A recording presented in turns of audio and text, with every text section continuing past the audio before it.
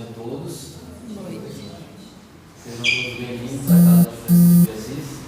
Muita alegria que a gente sempre recebe, todo mundo. As pessoas que vêm pela primeira vez sintam-se em casa, sintam-se abraçados, sintam-se recepcionados. É isso que a gente sempre preza quando a gente está aqui. A casa é pequena, mas a gente procura acolher todos da mesma maneira. Aqueles que vêm pela primeira vez ou que já vêm aqui há muito tempo. Então, fiquem à vontade. Hoje nós temos a palestra com Jorge Bombonato, que é lá da Sociedade Espírita Amor e Caridade, do SEAC, e ele vai trazer para nós a palestra com o tema A Busca da Felicidade. E está todo mundo, buscando ser feliz. De uma maneira ou de outra, a gente está buscando ser feliz. Dentro do nosso mundo, dentro da nossa sociedade, enfim. Todo mundo está em busca da felicidade. Então, que felicidade é essa? E o Jorge vai incorrer aqui algumas palavras a respeito disso, nesse tema de hoje, dessa noite. Antes de passar a palavra para o Jorge, vou dar uns avisos, fazer a nossa leitura e a nossa prece, aí a gente passa a palavra.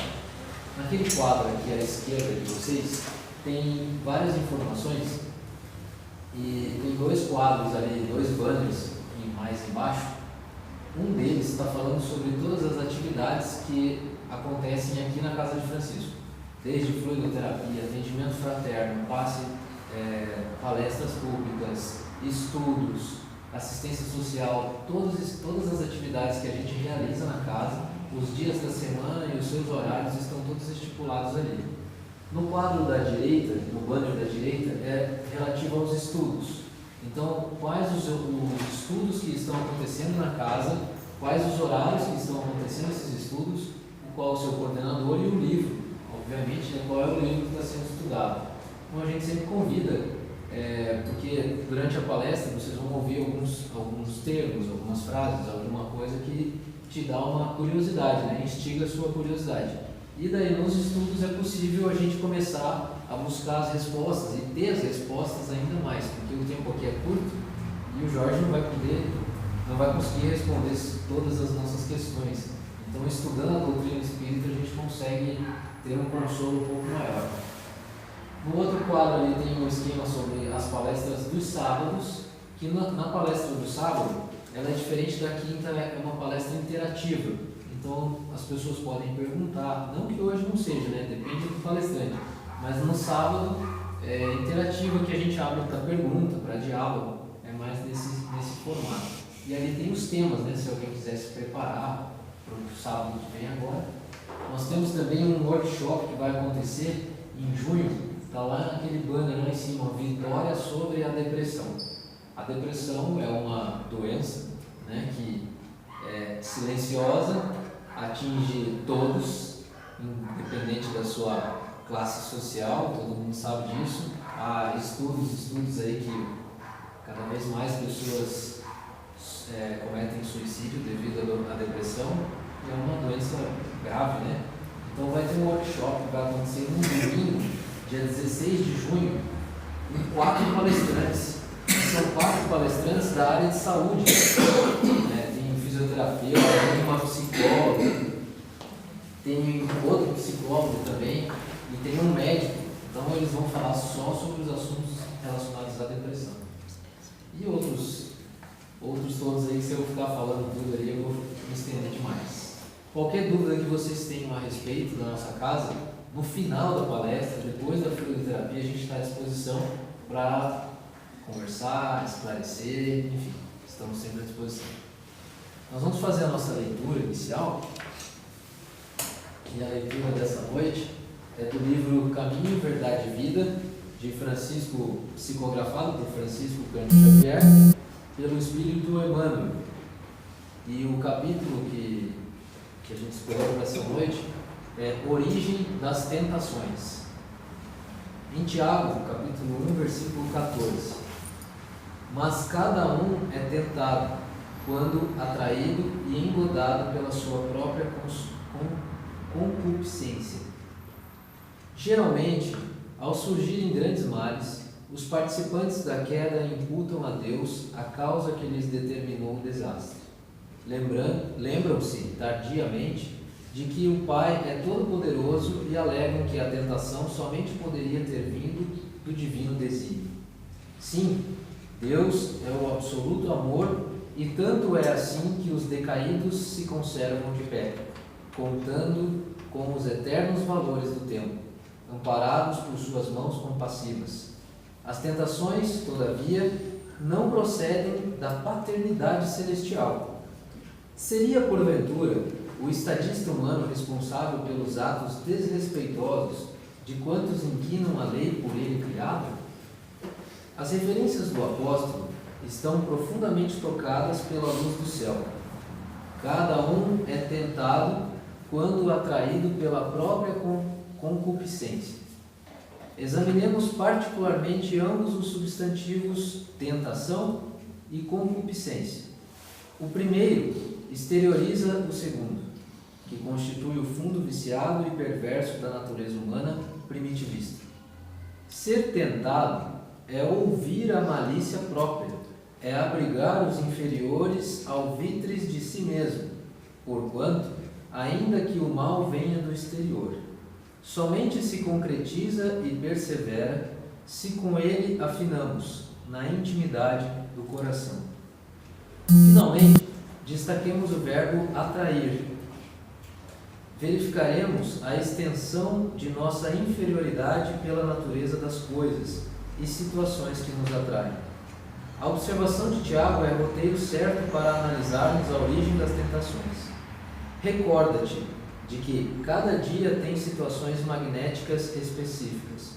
Considera a essência de tudo o que te atraiu no curso das horas e eliminarás os males próprios, atendendo ao bem que Jesus deseja. Então, cada um tem uma interpretação, né? Mas o que eu posso dizer do texto é que essas tentações que não são colocadas todos os dias, a gente se afiniza porque nós somos parecidos com ela. Nós somos atraídos porque nós temos esses males e carregamos esses males dentro de nós. Nós somos orgulhosos, egoístas, vaidosos, invejosos, irritados, raivosos. Esses males todos estão dentro da gente. Então, quando a gente fica com raiva, a gente fica irritado, é uma certa atração. Então, não é Deus que está nos tentando. Então, a gente tem que refletir sobre esses atos, refletir sobre as nossas atitudes, para que a gente possa repelir isso, e poder ficar mais tranquilo, porque o nosso dia tem muitos altos e baixos o tempo todo. Então, eu convido a todos para a nossa oração inicial.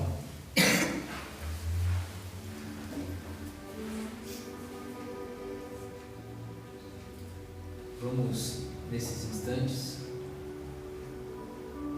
buscar uma respiração mais controlada. Vamos puxar o ar bem devagar e soltar também bem devagar. Vamos fazer isso mais algumas vezes, até que nós possamos começar a ter sensações diferentes, de tranquilidade, de paz, de relaxamento.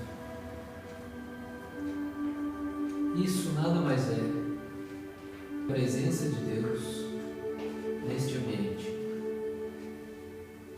pois Deus está em toda parte. Isso é Jesus, que onde dois ou mais estejam reunidos em Teu nome, Ele ali está. E Ele está aqui hoje. Que possamos sentir a presença dEle, dos nossos anjos de guarda, dos nossos mentores. E desta maneira, como eles estão ao nosso lado e podem nos ouvir, nós agradecemos por mais este dia. Muito obrigado. Obrigado por todas as oportunidades. Obrigado pelas alegrias, pelas tristezas, pelos alívios, pelas dores, por tudo, Senhor. Pois Tu és justo, bom e o nosso Criador. Humildemente nós pedimos nesses instantes que renove as nossas energias, nos equilibrando, nos dando a cura necessária para esses instantes que merecemos neste momento. Muito obrigado, Senhor. E que sejamos todos abençoados nessa noite, levando daqui todos esses bons sentimentos para os nossos lares. Obrigado. Que assim seja. Por favor, Jorge.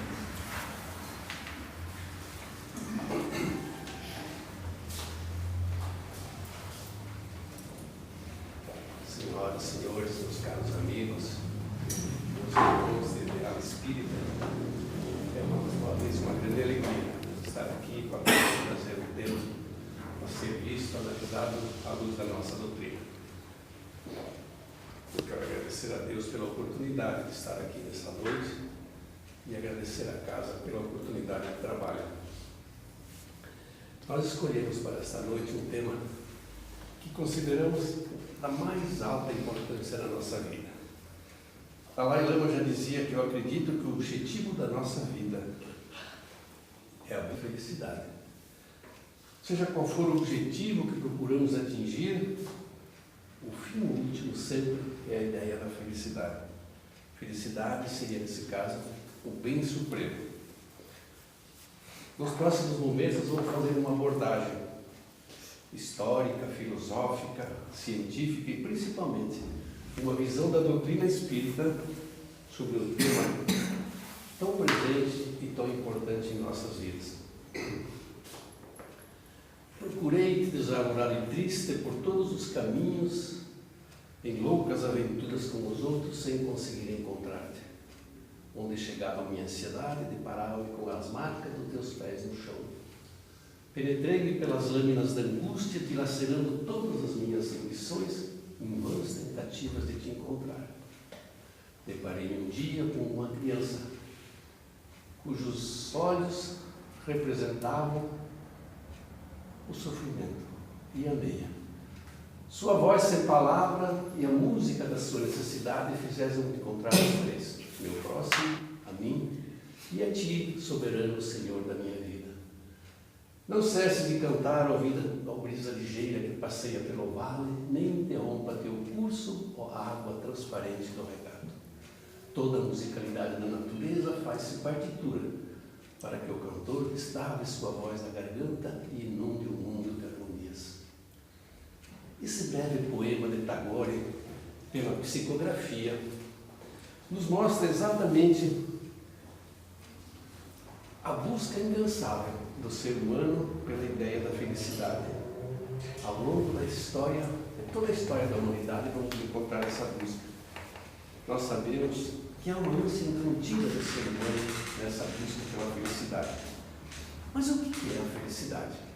Se vamos ver pelo dicionário, nós vamos entender que felicidade é um estado de perfeita satisfação íntima, ventura, contentamento, grande alegria, euforia.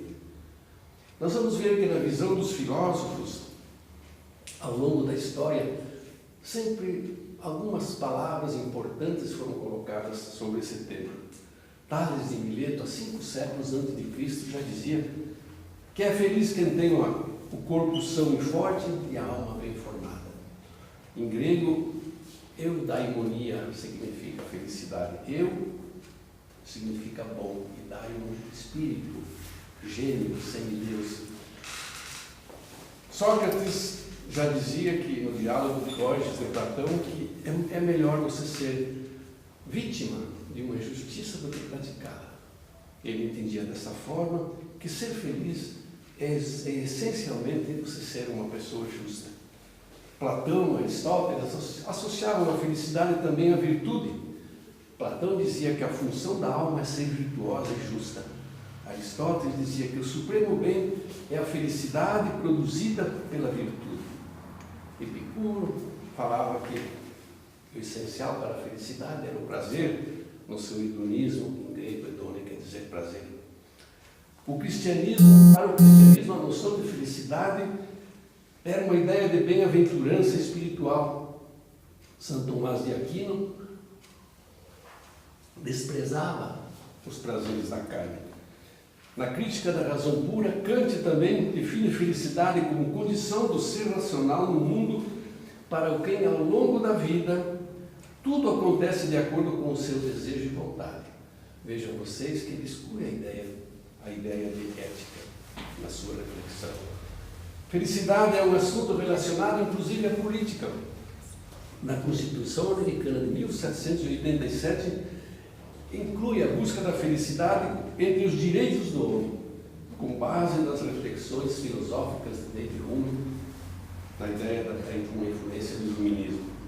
Bertrand Russell também nos diz que a conquista da felicidade, numa investigação lógica, conclui que é preciso deixar de lado o egocentrismo e abrir-se para o maior número de interesses e relações com as coisas e as pessoas. A ciência, meus amigos, a ciência nos diz que a busca da felicidade é o combustível que move o ser humano. Todas as nossas construções ao longo da vida são motivadas por isso. Ter fé, construir casa, realizar coisas, juntar dinheiro, fazer amigos, brigar, casar, superar, ter filhos, e tudo isso são motivos que nos impulsionam para a ideia da busca dessa. Mas dizem os cientistas que a felicidade é uma ilusão, porque cada vez que nós temos uma vitória, surge uma nova necessidade. O assunto já foi muitas vezes discutido com filósofos, mas poucas vezes pela ciência. Nos últimos tempos, às vezes motivados pela necessidade, por ver o ser humano no seu sofrimento maior, alguns cientistas se dedicaram sobre o tema.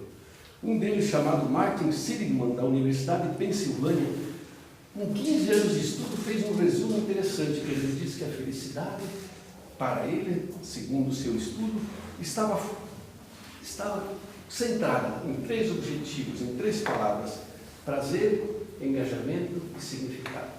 O prazer todos nós conhecemos, a ideia da boa alimentação, o prazer sexual, o prazer da diversão, das viagens e tantos outros prazeres da vida. O engajamento seria aquela ideia de que você tem algo na tua vida que absorve o seu tempo, que ocupa a sua cabeça, que lhe dá preenchimento. Muitas pessoas têm isso no trabalho, outras um instrumento, outros, cada uma tem uma tendência a usar esse tempo que eles chamam de engajamento. E o significado é a ideia de que a nossa vida faz parte de alguma coisa maior, que nós simplesmente não vivemos e nos alimentamos, nos reproduzimos e morremos e acabou. A ideia do significado é muito importante para que a gente tenha uma sensação de que nós existimos para alguma coisa a mais. Felicidade, dizem os poetas, aliás, diz que ter amigos conta ponto nos 3, no prazer, no engajamento e no significado. Vejam vocês a importância da convivência. Felicidade, dizem os poetas, ela é breve. Ainda bem, porque se fosse definitiva, nós teríamos a vontade de que não mudasse mais nada. Se eu vivesse hoje numa suprema satisfação, um prazer, então o que eu queria? Que o mundo parasse, porque eu estava satisfeito. E as pessoas então nos dizem que é importante que você tenha um pouco de ansiedade, de insatisfação. Isso é perfeitamente normal. Até o sofrimento faz parte da nossa vida. E ter consciência de que ele existe, que ele é inevitável, pode ajudar a trazer felicidade ou diminuir pelo menos o nosso sofrimento. Entender as causas do nosso sofrimento pelo autoconhecimento nos levaria a entender melhor os valores. Outros cientistas também, como Richard Lucas, deram nota para sensações de felicidade, estabelecendo que nós temos um pico de felicidade ou infelicidade, que são dois sentimentos que provêm do mesmo local. E ele diz, nós podemos ter uma sensação de felicidade por 60 dias e depois a gente volta ao normal, como quem ganha uma loteria, como tem uma grande satisfação, como também as nossas tristezas, elas têm um pico, um momento maior, depois elas vão cedendo. Então a conclusão é de que nós podemos, apesar disso, de ter essa tendência, a ciência nos diz que nós podemos contribuir um pouco, de alguma forma, para a gente ser mais feliz, ou tanto quanto possível, como nós fazemos no caso das pessoas que têm tendência, às vezes, a uns quilinhos a mais, um regime ajuda, faz bem. No caso da busca da felicidade, também há essa condição de que nós possamos trabalhar para isso. Mas nós vamos ver que a doutrina espírita vai nos trazer melhores informações sobre isso. Como sempre, a ciência se atém aos fatos, aos efeitos estudados à luz do fato laboratorial. Nós temos a doutrina espírita, que a doutrina espírita é um farol que nos mostra o caminho melhor a seguir. E nós vemos através dos ensinamentos dos espíritos, na codificação de Allan Kardec, que nós vemos as causas que é mais importante. E aí nós concluímos que a busca da felicidade, na verdade, é o nosso anseio de encontro com o divino. E nós só encontramos essa resolução definitiva quando, através do outro, do nosso semelhante, das pessoas que nos convivem, nós estabelecemos um grande encontro. Nós sabemos pela doutrina que nós vivemos num mundo de provas e expiações e que a felicidade no nosso mundo ainda não é possível. Nós não atingimos ela de forma ainda aderente, definitiva. Na questão 920, Kardec pergunta aos espíritos superiores: será possível o homem gozar de plena felicidade na vida? E eles dizem: não, visto que a vida lhe foi dada como prova e expiação. Mas depende dele amenizar os seus males e ser tão feliz quanto possível aqui nessa nossa terra. Nós só conseguimos a felicidade plena com a perfeição moral. E esse é um caminho que ainda nos falta algum tempo para conseguir. Mas nós, amigos, nós formamos no nosso mundo ocidental uma ideia de felicidade construída através de paradigmas, de modelos que são muito questionáveis. Nós estabelecemos, por exemplo, que a nossa felicidade maior se dá pela ideia de atingir o ápice da pirâmide social.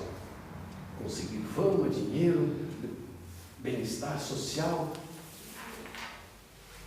atingir esse patamar mais alto, uma pirâmide social. Nós sabemos que a maioria, a absoluta maioria das pessoas não consegue chegar a esse ápice. A maioria se perde pelo caminho. Mas mesmo aqueles que conseguem chegar ao topo da pirâmide social, eles conseguem encontrar a satisfação, mas não almejam a felicidade. Basta que nós observemos os ídolos, às vezes, dos nossos filhos hoje, quando eles têm a fama, têm o dinheiro, têm os amigos, têm tudo aquilo que a gente pode imaginar como sendo algo que é importante na nossa vida, e eles não conseguem ser felizes. Muitas vezes fogem pela drogadição e às vezes até pelo suicídio. Aliás, contando um caso interessante, esses dias, quando a gente vai na consulta médica ou dentista, frequentemente nós encontramos revistas, nem sempre tão atualizadas, porque vão ficando lá. E eu, enquanto esperava para ser atendido, encontrei uma revista que dizia que tinha um teste para saber o seu grau de felicidade. E eu fiquei interessado, porque o assunto me interessa, comecei a fazer o teste. Então, tinha perguntas e, de acordo com a tua resposta, você ia estabelecendo um valor e você contava pontos. Bom, eu respondi as questões, quem conseguia 100 pontos era feliz total. De 80 a 100, de 60 a 80, você era medianamente feliz, de 40 eu consegui 30. Quase suicidário. Mas, enfim, depois de observar o contexto de tudo, as perguntas, elas perguntavam mais ou menos o seguinte: você é feliz com o seu emprego? A sua esposa tem a aparência que você gostaria que tivesse? Você tem um carro que você gostaria de ter? Você tem... foi tudo, relacionado aos teus bens materiais e às tuas coisas do dia a dia. E na hora me ocorreu, dentro desse contexto, eu lembrei de 3 pessoas que naquele teste tirariam 100. E aí vou falar de Robin Williams, de Amy Winehouse e de Michael Jackson. Os 3 de tão felizes já não existem mais. Procuraram o caminho do suicídio, de formas diferentes. Então vejam vocês, como a conclusão de que esse teste não tinha nenhum sentido objetivo para quem busca a ideia real da felicidade. Ali, o que estava sendo posto aí era uma enganação, era uma ideia daquele paradigma, aquele modelo que nós temos de felicidade, centrado nessa nossa ideia ocidental, que não admite que exista dor, que não admite que nós temos que superar tudo isso e se imaginar que a gente pode ser feliz. O homem não consegue realmente encontrar uma forma definitiva de felicidade. Antes de desejarmos alguma coisa, nós poderíamos imaginar, seria melhor a gente imaginar qual a felicidade daquele que a possui. E às vezes vamos ter grandes decepções de saber. Um segundo grupo, nós somos que abrem mão de tudo e fazem a estrada da autoanulação. Eles comercializam a afetividade para serem aceitos no meio social. Querem ser uma pessoa pseudo-santa e aí alcançar a felicidade. Há um distanciamento dessa ideia desse eu santificado, esse eu pseudo-santo e o eu normal. E aí essas pessoas sofrem e também não almejam a felicidade. Há um terceiro grupo que são aqueles que abrem mão da consciência, da convivência social, se fecham no isolamento da sociedade. Então eles não sofrem, não convivem, mas eles também, essa expectativa de vida, são apenas espectadores, como dizia Freud. Eles não sobrevivem com os outros, não competem, não sofrem os desafios de vencerem ou serem vencidos. Eles vivem experiências precárias, sem nenhuma utilidade, vazias. Vivem experiências num sistema de nulidade. E essas pessoas também não conseguem ser felizes. Então, meus amigos, essas 3 posturas nos distanciam de nós mesmos. Nós vamos chegar a uma ideia importante sobre isso. Nós idealizamos um ser superior e somos alguém no meio do caminho, com nossas limitações próprias. Nós idealizamos um ser santo e somos uma pessoa comum. Idealizamos um ser afastado da sociedade e nos tornamos um ser sem tempero, sem ânimo. A efetiva felicidade, meus amigos, ela se estabelece quando na convivência com o mundo. Talvez aqui nós vamos encontrar hoje uma insistência nessa palavra, convivência com os seres, com os nossos entes queridos, com quem nós convivemos no nosso dia. Mas aqui está o grande segredo.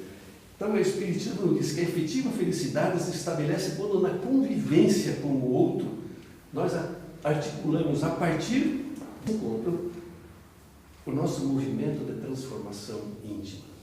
Aqui nós vamos de novo insistir que o Espiritismo pudesse ser talvez a nossa doutrina inteira colocada numa frase apenas, nós diríamos que seria a necessidade da nossa melhora como ser humano, da nossa evolução como ser humano, da nossa melhora moral. Na questão 922, Kardec primeiro faz uma afirmação que nos diz que a felicidade terrestre ela é relativa à posição de cada um. O que basta para um, às vezes, é a infelicidade do outro. Ele pergunta, mas haveria uma medida de felicidade comum a todos os seres humanos? E os Espíritos respondem uma síntese maravilhosa. Eles dizem, pela parte material, a posse do necessário. E na parte moral, a consciência tranquila e a fé no futuro. Vejam que dá para nós estabelecer um parâmetro entre aquela ideia da ciência e essa do Espiritismo. Aqui nós vamos entender então que a posse do necessário, vejam vocês que essa é totalmente diferente para cada pessoa. Ela não tem nada de normal. Às vezes o que faz a felicidade de um, como diz o Kardec, é a infelicidade do outro. Nós costumamos usar como exemplo, quando nós vemos às vezes uma família, uma pessoa, um funcionário, que ele consegue, com um trabalho, com um sacrifício, comprar o seu carrinho, com consórcio, ele fica 80 meses pagando. Aquele carrinho, no domingo, ele coloca a sua família missa, ou para o culto, para algum lugar, para a casa espírita, e ele se sente muito feliz, se sente realizado por aquela ideia de ter o transporte. Eu digo, já para o príncipe de Mônaco, talvez esse carro seria uma tragédia, porque o costume, a ideia dele é muito acima disso. Então essa ideia da posse do necessário não tem nada de comum entre as pessoas. E aqui é importante que a gente faça uma advertência, que é importante que nós coloquemos essa ideia, a posse do necessário, como uma coisa que nós podemos, que seja tangível, que nós possamos alcançar.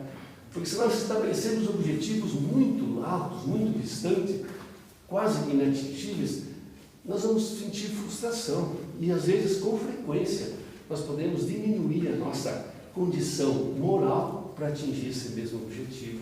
Às vezes esse objetivo de riqueza, por exemplo, não está na nossa programação espiritual. Mas nós insistimos tanto nisso, queremos tanto que mudamos o nosso conceito de moral para poder atingir esse mesmo objetivo.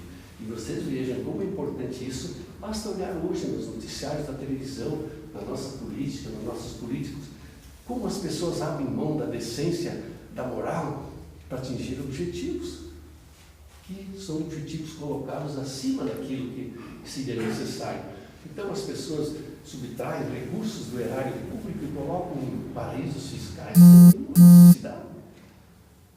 E é importante que a gente saiba que ali então nós sofremos um problema sério com a nossa lei de causa e efeito, porque nós sabemos que todos esses valores tirados do erário público deixaram de ser úteis, deixaram de produzir bens comuns para as pessoas, causaram fome em crianças, causaram falta de remédio para idosos, causaram tragédias nas estradas porque não houve conservação, duplicação, etc. Causaram dor nos hospitais porque ficaram nos corredores por falta de leito. Se essa lei de causa e efeito precisa fechar, para quem que nós vamos? Para quem que a lei maior, Deus, vai debitar isso? Para alguém que fez e tirou o dinheiro do erário. Então, se as pessoas tivessem consciência dessa ideia de que existe essa lei de causa e efeito, provavelmente não fariam isso. Com relação à consciência tranquila, nós vivendo dentro das leis morais, como já antecipamos aqui, nós vamos ter a consciência tranquila, como diziam nossos pais. Chega a noite, a gente põe a cabeça no travesseiro e dorme. Para isso você precisa trabalhar, agir de acordo com as leis de Deus, ou com as leis naturais que nós entendemos. Não fazer ao outro aquilo que você não quer para você. Viver de novo falando da ideia da convivência. Ter uma relação de benevolência, de caridade, como entendia o Cristo. Benevolência, indulgência e perdão. Uma caridade no sentido mais amplo, não aquela caridade apenas de levar um bem material, que também são necessários. Veja bem, não estamos tirando o mérito disso. Mas existe uma caridade muito mais ampla. Essa ideia, a benevolência, ela é benevolente, que é bem, indulgência, doce por dentro, e o perdão, perdonar. Então, benevolência, indulgência, perdão. É interessante o Bíblia, lembrar dessas três palavras. A ideia de caridade numa questão mais ampla. Se nós temos esse comportamento na nossa sociedade, no nosso dia a dia, provavelmente a nossa consciência vai estar tranquila. E com relação à fé no futuro, aqui é muito importante, porque quando nós falamos em fé no futuro, nós lembramos lá da ciência, quando nos fala da importância de você ter uma ideia de subsistência, de sobrevivência no futuro. E nisso a doutrina espírita é maravilhosa.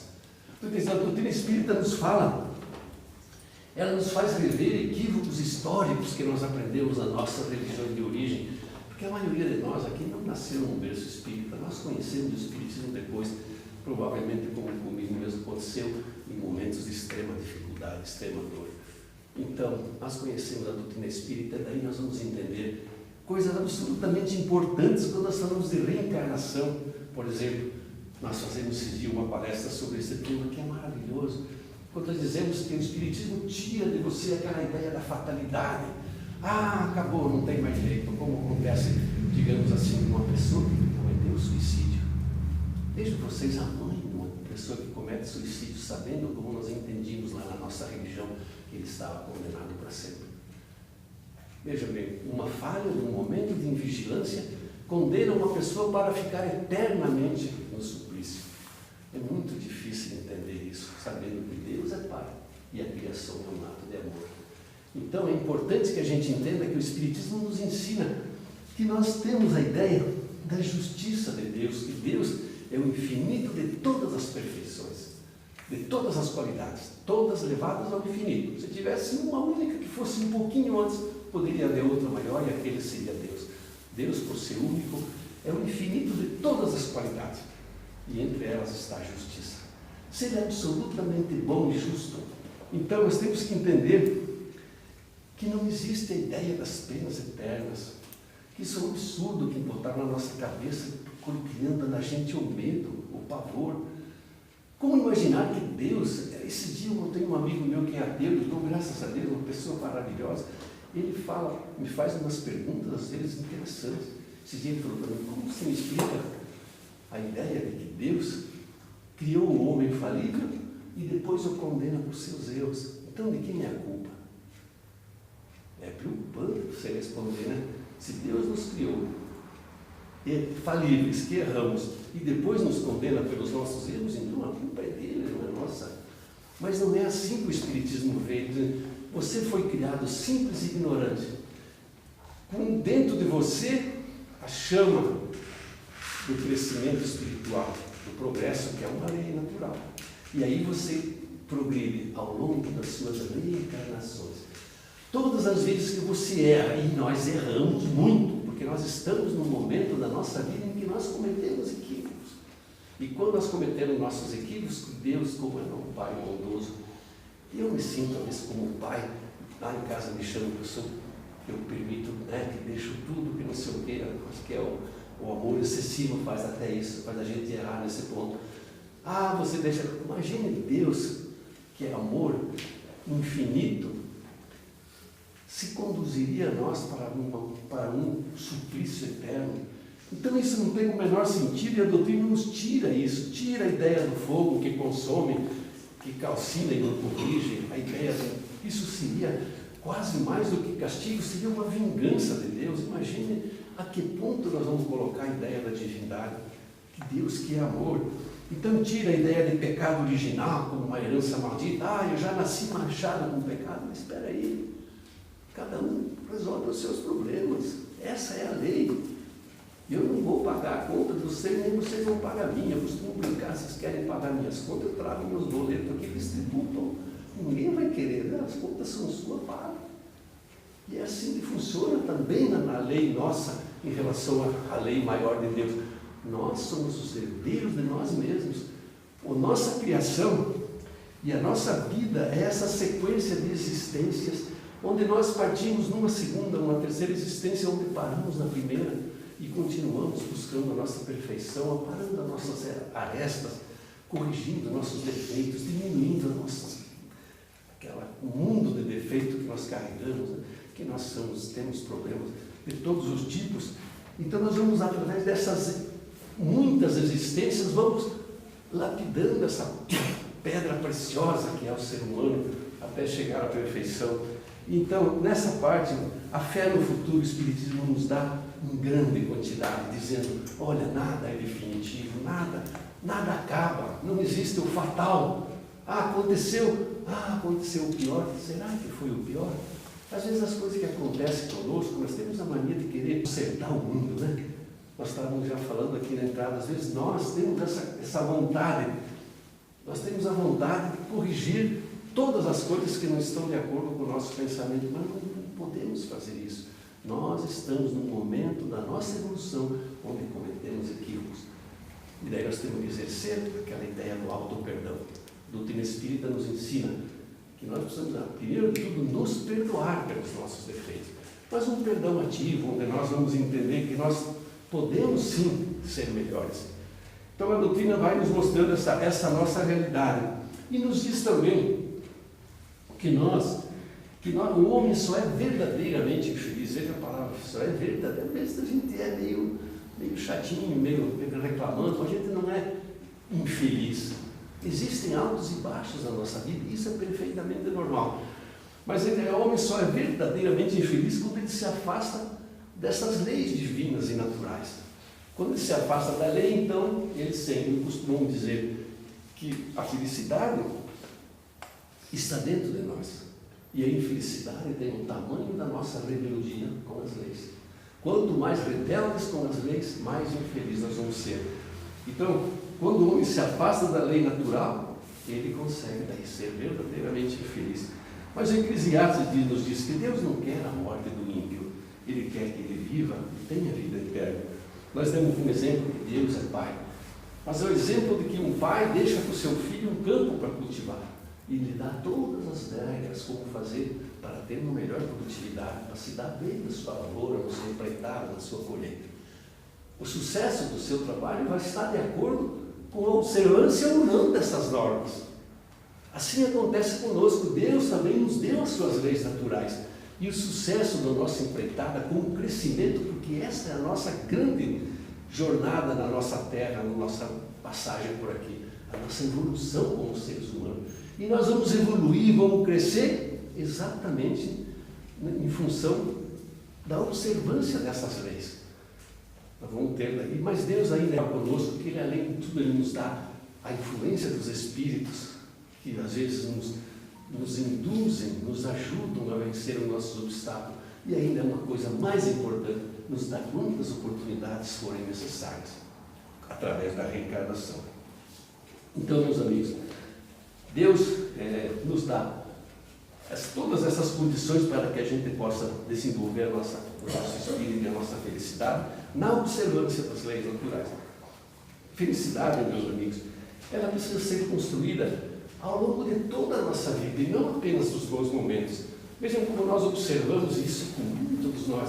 Quando eu for dos 15 anos, no casamento, no vestibular, no concurso, na formatura, na casa, nos filhos e tal, e nós vamos procrastinando sempre a ideia da nossa felicidade. Vamos andando para frente, para aquele momento que nós nunca conseguimos chegar lá. O John Lennon já dizia que a vida é aquilo que acontece enquanto nós fazemos planos para o futuro. A vida está acontecendo hoje, agora. Nós vivemos o que vai acontecer. E com ansiedade nós não podemos viver o presente, o nosso agora. Nós vivemos entre a angústia do passado e a ansiedade do futuro. E a felicidade, meus amigos, ela não é uma estação de chegada, ela é um jeito de viajar. Ser feliz é viver o cotidiano, é lidar com a nossa realidade existencial no aqui e agora, como já falamos com a ideia do auto-perdão. Na proposta da doutrina espírita que nos fala em evolução, nós vamos entender que as observações das leis naturais nos permitem essa evolução. Nós estamos num mundo de provas e expiações, e articular a vivência diária com a dor pode inclusive nos fazer ter um olhar diferente para a vida e com certeza maximizar a nossa felicidade, contribuir, olhar para o futuro com resignação e esperança. A esperança é importante para nós. A felicidade, já dizia alguém, está onde você a coloca. Infelizmente você não a coloca onde você está. Você está sempre colocando ela adiante. Eu lembro quando a gente via televisão, rádio antigamente, no meu tempo, e a gente escutava a novela e alguém dizia quando você vai encontrar alguém que te faça feliz. Não me engano, jamais você vai encontrar alguém que te faça feliz. Felicidade é uma construção sua. No máximo podemos encontrar alguém que nos dê uma mãozinha, ou não nos atrapalhe, ou nos ajude, mas a felicidade é uma construção de cada um, inalienável. Não podemos transferir para outro, não é culpa do marido, não é culpa da esposa. Também nós sabemos, nos socorrendo com o cancioneiro popular, com o Almir Sater lá e o Roberto Teixeira, que diz que cada um compõe a sua história. E cada um carrega em si o dom de ser capaz de ser feliz. Veja que interessante. A doutrina também nos fala que é importante a gente conhecer que a alma foi criada para a felicidade. Mas para poder apreciar essa felicidade que ela almeja, para conhecer o justo valor, ele deve conquistá-la por seus próprios esforços. Para isso, precisa desenvolver as potências do seu íntimo. Minha esposa às vezes me faz uma pergunta: se Deus quer que a gente fosse todo mundo feliz, perfeitinho, por que não criou a gente já tudo prontinho, perfeito? Por que tem que sofrer? Aí nós vamos entender Como seria, qual a valorização que daríamos para alguma coisa conquistada sem esforço? Vocês sabem que nós vemos hoje todo dia, as pessoas têm dificuldade em conseguir o crescimento profissional, às vezes quando não tem uma dificuldade para superar. A conquista é um prazer, é uma satisfação de cada um quando a consegue, quando a almeja, quando chega lá. Então nós precisamos desenvolver essas potências que estão dentro de nós através das nossas reencarnações, para daí valorizar realmente o poder, a ideia da felicidade. E nos diz também na doutrina que a libertação, que a nossa liberdade de ação e responsabilidade, ela aumenta com a própria evolução, porque nós vamos tendo mais condição de escolha. Porque quanto mais nós nos esclarecemos, mais nós podemos e devemos nos conformar no exercício das forças pessoais com as leis que regem o universo. Carlos Drummond de Andrade, certa vez, disse uma frase tão bonita que eu achei fantástica, que cada dia eu me convenço mais, ele dizia, que o desperdício da vida está no amor que não damos, nas forças que não utilizamos e na prudência egoísta, que nada arrisca e que, esquivando-se do sofrimento, perdemos também a felicidade. Se nós observarmos no nosso dia a dia como acontece isso com a gente, isso não é problema meu. Não, meu amigo lá está sofrendo, problema sério não é, deixa ele. Estamos nos esquivando, porque estamos com medo de nos envolver. Uma vez eu vi uma reportagem mostrando na televisão uma pessoa numa grande cidade, simula um desmaio e cai na rua, as pessoas passam por cima da pessoa caindo e não socorre, com medo de se envolver. Mas eu vou para tal lugar, um amigo meu poderia ir comigo na carona, mas se eu tiver algum problema no carro, se sofrer alguma coisa, eu vou ser responsabilizado, então não levo. Então nós deixamos de fazer uma coisa boa com medo dessa prudência egoísta, que nada quer arriscar, mas que também se livra dos problemas sim, mas com isso também se livra da felicidade. Olha que interessante. Nós sabemos também, certa vez nós vimos uma escritora americana que escreveu um livro sobre doentes terminais. E é importante o que ela coloca nesse livro, porque não há ninguém nesse momento numa UTI que lembra do carro que não comprou, da casa que não fez, da viagem que não conseguiu, mas lembra sim das pessoas com quem ela deixou de ter uma convivência mais agradável, das pessoas com quem ela não pôde, talvez da família, contar, conversar, sentir o prazer dessa convivência que de novo estou estabelecendo como uma ideia de felicidade, a convivência harmônica entre nós semelhantes. Aristóteles, grande filósofo, há 360 anos antes de Cristo, ele escreveu uma página maravilhosa que se chama Revolução da Alma. Eu peço desculpa porque eu vou ler essa, porque eu não seria capaz de traduzir com minhas palavras algo tão bonito como Aristóteles deixou. E ele nos diz o seguinte: ninguém é dono da sua felicidade. Por isso não entregue tua alegria, tua paz, tua vida nas mãos de ninguém, absolutamente ninguém. Somos livres, não pertencemos a ninguém. Não podemos querer ser donos dos desejos ou vontades ou os sonhos de quem quer que seja. A razão da tua vida é tu mesmo. A tua paz interior é a tua meta de vida. Ele diz: quando sentires um vazio na alma, quando acreditares que ainda está faltando algo, mesmo tendo tudo, remete o teu pensamento para os teus desejos mais íntimos e busca a divindade que está dentro de ti. A razão da tua vida é tu mesmo. A tua paz interior é a tua meta de vida. Não coloque objetivos longe demais das tuas mãos. Abraça agora os que estão a teu alcance hoje. Se andas desesperado por problemas financeiros, amorosos ou de relacionamentos familiares, busca no teu interior a resposta para te acalmar. Tu és o reflexo do que pensas diariamente. Para de pensar mal de ti mesmo e ser o teu melhor amigo. Sorrir, ele diz, significa aprovar, aceitar, felicitar. Então abre um sorriso para aprovar o mundo que te rodeia e que te oferece o melhor. Com um sorriso no rosto, ele diz, as pessoas terão melhores impressões de ti. E tu estarás afirmando para ti mesmo que estás pronto para ser feliz. Trabalha, mas trabalha muito a teu favor. Para de esperar felicidade sem esforço.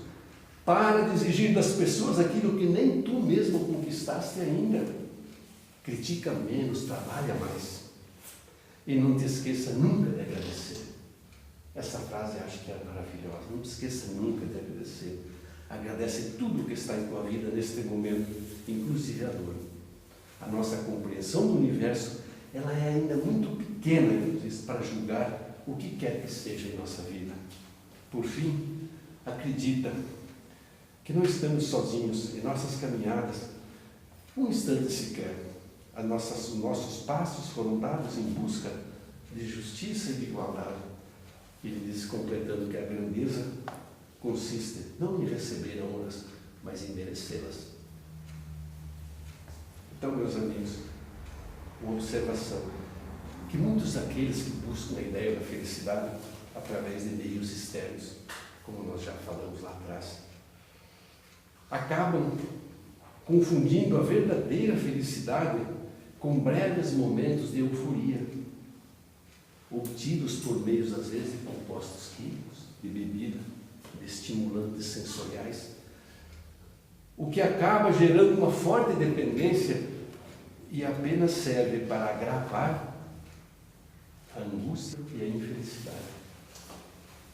Meus irmãos, com os esclarecimentos da doutrina espírita, nós conseguimos estabelecer na relação com o nosso semelhante, com o outro, a nossa felicidade, num processo de assumir aquilo que eu sou e respeitando aquilo que o outro é. E assim fazemos esse encaixe, essa descoberta mútua. Ao conhecermos o Espiritismo, nós voltamos a entender a ideia de que a felicidade não é um posto de chegada, é um caminho, é o ato de caminhar. A cada dia um de nós pode desfrutar, mesmo numa experiência de dor, de sofrimento, a felicidade, mesmo que relativa, visto que o nosso estado evolutivo e as nossas condições em nosso mundo ainda são dessa forma. A dor e o prazer, nós sabemos, como falamos já, que a dor e o prazer, elas são duas formas extremas de sensação e que tirar uma precisaria tirar a outra. Suprimir uma seria suprimir a outra, seria suprimir a sensibilidade. Como exemplo, nós damos uma pessoa que está anestesiada. Ela não tem dor, mas também não tem prazer. Então, nós precisamos entender que essas sensações que são inseparáveis, elas provêm da mesma origem, do mesmo princípios, e ambas são necessárias para a educação do ser humano. Nós precisamos ter a dor e a alegria, o sofrimento e o prazer. Esses dias alguém mandava esses WhatsApp, muitas mensagens, algumas não tem nenhum sentido, mas algumas são interessantes, e mostrava que a vida, quando a gente olha no eletrocardiograma, quando a linha é reta, nós já morremos. Quando a gente está vivo, o eletrocardiograma faz isso. Significa, são os pontos baixos e altos. São as nossas realidades do nosso dia a dia, necessárias para a evolução, normais, que têm que perfeitamente ser entendidas e ser aceitas. Então, meus amigos, nós temos que entender que às vezes no nosso dia a dia nós temos dificuldades de muitos e muitos. Temos exemplos interessantes. Esse dia vimos na televisão, aqui no enchente, aqui em Santa Catarina, quando o repórter entrevistava uma senhora e ela se lamentava, chorando, perdi tudo, ela fala. A enchente estragou minha casa, minhas roupas. E ela estava muito triste e chorava. E na sequência entrevistou outra. E a senhora, eu estou muito contente porque toda a minha família está aqui. Todos eles sobreviveram, não tive nenhuma perda. Vejam vocês, a tragédia era a mesma, mas a visão era diferente. Enquanto uma estava se atendo aos problemas materiais, a outra estava satisfeita porque conseguiu reunir a família e estavam todos aí, todos bem de saúde. Então, meus amigos, as duas pessoas viviam a mesma tragédia. Com certeza, nós falamos que os bens materiais, embora necessários, porque o Epicuro já dizia que nós precisamos ser práticos, não se vive sem dinheiro, nós trabalhamos para isso, e isso é importante, essa busca do bem material, porque nós precisamos disso. Hoje nós precisamos sobreviver, nos alimentar, nos vestir, pagar o colégio, a luz, a água, tudo que nós temos, tudo depende do nosso ganho, do nosso dinheiro. Então, vamos sim dar valor a isso. principalmente quando ganha de uma forma honesta. Mas a Madre Teresa, ela dizia, uma senhora que vivia tratando de doentes, lavando feridas, ela dizia, é impossível avaliar o quanto sou feliz. Vivo num eterno êxtase. Como entender isso? Vivo num eterno êxtase. Uma pessoa que trabalhava lavando feridas de doentes. O apóstolo Paulo também ele dizia, rejubilo-me em meio às minhas tribulações. Olha que bonito. Alegria no meio das dificuldades, dos problemas que são inerentes ao nosso momento evolutivo. Todos nós temos problemas. Vai procurar alguém que não tenha problema, você fatalmente não vai encontrar. Não há a menor condição. Certa vez contava uma historinha do Chico Xavier, nosso querido Chico, mineiro, espírita, pintor fantástico, Chico, médium. Ele dizia, certa vez um grande ricaço lá de São Paulo procurou. Dizia, Chico, o que acontece comigo? Eu tenho tudo na vida. Sou um empresário de sucesso, tenho milhares de funcionários, tenho um avião particular, iate, amigos, indústrias, eu tenho tudo. E eu sou uma pessoa muito infeliz, angustiada. O que me falta, Chico? E o Chico, naquela sua simplicidade mineira, disse, o que te falta é a alegria dos outros. Então, de novo, a mensagem da noite, a necessidade da convivência harmônica com o nosso semelhante, proporcionar essa alegria, esse bem-estar a outras pessoas. Por isso, o nosso caminho para a felicidade ele é tecido no cotidiano, no dia a dia, no ato de caminhar na amorosidade, na forma de tratar nossos semelhantes, de novo na ideia da caridade, como entendia Jesus. O amor, meus amigos, o amor será o segredo da felicidade definitiva em nossa vida. E com uma só palavra, o amor resolve todos os problemas, dissipa todas as obscuridades. O amor salvará o mundo. Seu calor fará derreter os gelos da dúvida, do egoísmo, do ódio. Enternecerá os corações mais duros e mais refratários. A ideia do amor ao próximo. Por isso, quando lá naquela poesia do começo, quando o Tagore, no poema, conseguiu articular com propriedade a ideia que sinalizou para todos nós, a ideia de que nós precisamos, através da descoberta do amor, que nos faz perceber você, meu semelhante, e finalmente encontrar a Deus, o nosso Pai Criador. Ser feliz, meus amigos, é ser você mesmo, trabalhando o seu íntimo, é poder trabalhar a claridade que está na tua essência. Brilhe a vossa luz, dizia Jesus. Trabalhar a autossuperação, não a superação do outro. Nós entendemos aqui quando o apóstolo Paulo dizia lutar o bom combate. Ele disse, o bom combate, nunca havia entendido bem o que ele queria dizer. O bom combate você estabelece com você mesmo. O mau combate é quando você derruba o teu adversário. O bom combate é aquele quando você consegue superar as tuas próprias deficiências e teus próprios problemas. Quando Bezerra de Menezes chegou no mundo espiritual, ele foi recebido, diz que a felicidade, disseram a ele, felicidade sem limites, ela existe, como decorrência do bem que fazemos, das lágrimas que enxugamos e das palavras que semeamos no caminho para tapetar a senda que um dia nós vamos percorrer. Então, meus amigos, nós sabemos, no livro de Eduardo Gianetti sobre felicidade, ele fala que nos Estados Unidos, depois da Segunda Guerra Mundial, todos os indicadores econômicos e sociais melhoraram ao extremo. A renda triplicou, o tamanho das casas dobrou. Há mais carros na garagem do que habitantes. E ele fala, ainda assim, o índice nacional de felicidade não cresceu 1 milímetro sequer. Há o que pensar. Felicidade, meus amigos, é aquele momento que você gostaria que durasse mais um pouco. Quando você está vivendo aquele momento e você está percebendo que é importante para você e que ele podia ficar mais uns minutinhos. Então, dar causa, esse pensamento é do nosso Mestre Jesus, que dar causa à felicidade de alguém, nem que seja por um único segundo, é a meta mais importante que nós devemos perseguir em toda a nossa vida. Ser feliz, meus amigos, é agradecer. A gratidão, já dizia a leitura inicial. Nós precisamos ser gratos.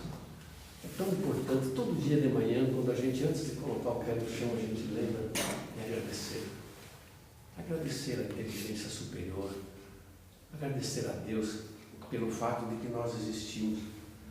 Que nós podemos estar aqui agora sentados, assistindo a nossa conversa, a nossa palestra modesta, simples, de coração. Você poderia estar no hospital, no UTI. Você pode ser feliz, sim, porque você está me ouvindo neste momento, quando muitas pessoas poderiam ter problemas patológicos e não ter audição. Ser feliz porque você conseguiu vir caminhando até aqui, porque muitas pessoas sofreram um AVC e não conseguem se mover sem ajuda. E nós estamos aqui. Ser feliz porque você é espírita. E mesmo que você tenha na mente os problemas do nosso dia a dia, das nossas dores, nossas dificuldades, nós podemos ser felizes porque nós estamos fazendo bem, estamos construindo a nossa vida, entendendo, como falamos a ideia do auto-perdão. Felicidade, então, meus amigos, é realizar o auto-encontro, o encontro amoroso que eu projeto no meu próximo e finalmente encontro a Deus. Eu gostaria de dizer, então, meus amigos, que a ideia da felicidade, todas as observações, eu poderia resumir no grande problema nosso, é a ideia do encontro com o nosso semelhante. Nós estamos caminhando hoje paralelamente, estamos juntos, amanhã nos separaremos, porque cada um, como falou, vai construir o seu futuro. Sejamos, então, bons com o nosso semelhante, participando, não sendo aquele eremita social que a gente se esconde num apartamento de luxo ou num condomínio fechado, sem participar da vida social, dos problemas, deixando que cada um resolva os seus problemas. Acho que daí seria assim uma vida de novidade. Nós estamos procurando essa ideia. Espero, como eu disse, alguma palavra, uma frase, algum pensamento aqui puder ter contribuído de alguma forma para que você consiga melhorar um pouquinho na sua vida. Nós estamos legiamente agradecidos. Muito obrigado pela atenção de vocês. Nós vamos fazer a prece. Isso.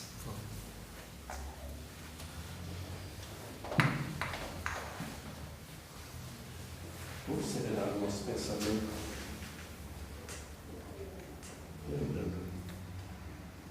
lembrando de Deus, nosso Pai, com gratidão por este momento, gratidão pela família, pela nossa casa espírita, pelos nossos amigos, pela saúde, gratidão pelo alimento que recebemos, por estarmos aqui tendo a oportunidade do crescimento em nossa vida, objetivo maior da nossa existência. Que Deus ampare e abençoe as pessoas que sofrem nos presídios, nos hospitais, às vezes com doenças terminais. Que Deus possa dar a cada um um amparo para que possa superar os momentos difíceis. Obrigado, Senhor. Obrigado pela vida. Obrigado pela doutrina espírita, que nos ensina tantas coisas importantes em nossa vida. Nós queremos também te pedir, Senhor, que abençoe as pessoas que não puderam vir aqui esta noite, que também possam receber as energias positivas e bem-fazejas. Obrigado, meu Pai. Obrigado, Senhor. E que assim seja.